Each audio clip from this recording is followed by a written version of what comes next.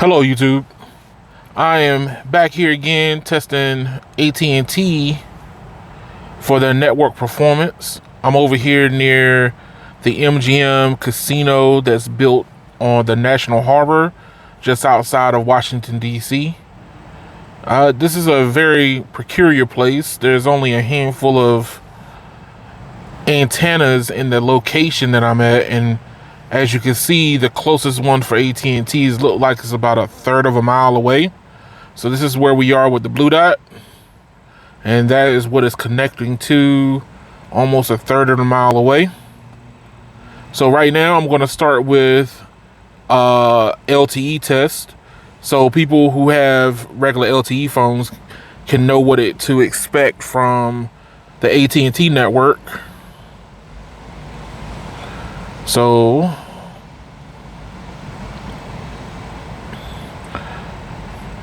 first we're going to do speed test by speedtest.net.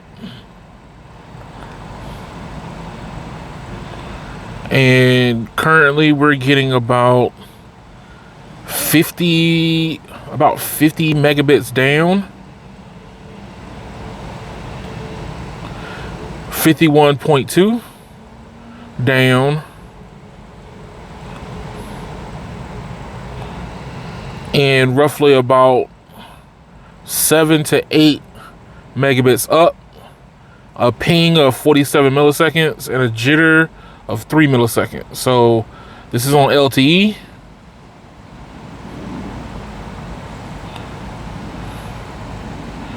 And fast.com. On LTE, we're roughly getting about, it looks like it's going to probably be in the 30s. 42-ish. It's going up. It's going up to 50. 54 megabits per second. That you can stream 4K on that. Alrighty. Now that we've done those two tests, I want to switch it back to automatic so it can aggregate its 5G band with the rest of the services. So now it's in 5G. To give it a better chance, we're going to airplane mode it.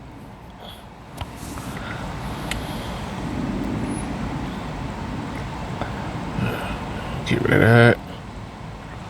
that, and that. Take it out of airplane mode. First we're going to do is a regular speed test through Google. See what our connection to a Google server would be.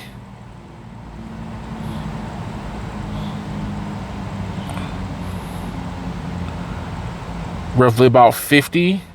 So the network performance between AT&T's 5G and regular LTE network is about the same. So DSS is not doing much to enhance their network. So on a Google speed test, we're getting 50 down, 26 up, and a 20 millisecond latency. Now, speedtest.net.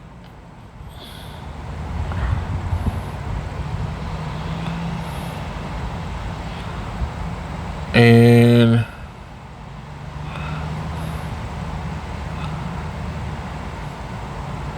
almost 60, 61.5 probably, 61.4, and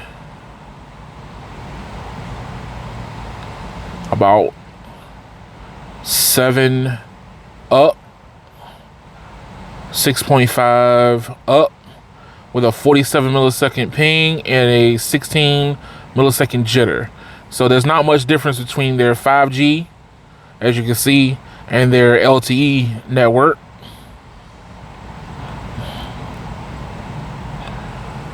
We don't have to do it fast because they're similar.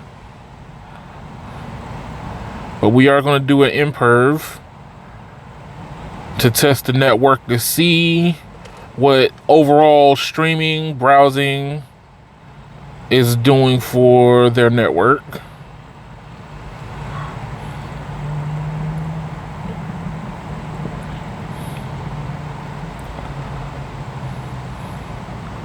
So it maxed out at 60. Average was 46 down. Upload maxed out at 38. Average is 26. Browse test.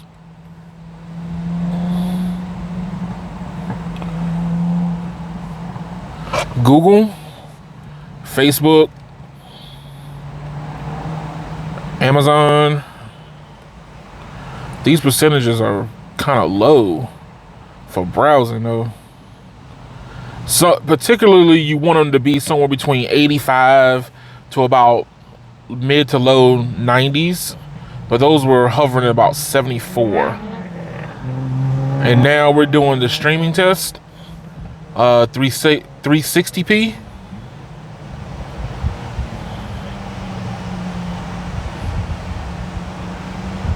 And 720p.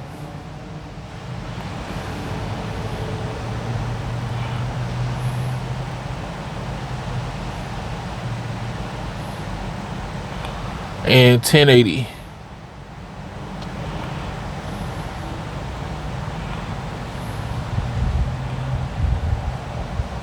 And the results. So yeah, like I said, the browsing was very subpar in this side of town. AT&T was slipping on that a little bit. Streaming is still good. You can stream at least 4K one stream off of your phone if you really wanted to. I was getting about 60, so that's comparative to all the rest of the speed tests that I did before. The upload was a lot higher on this test, but that's still good. But the latency was a little higher also.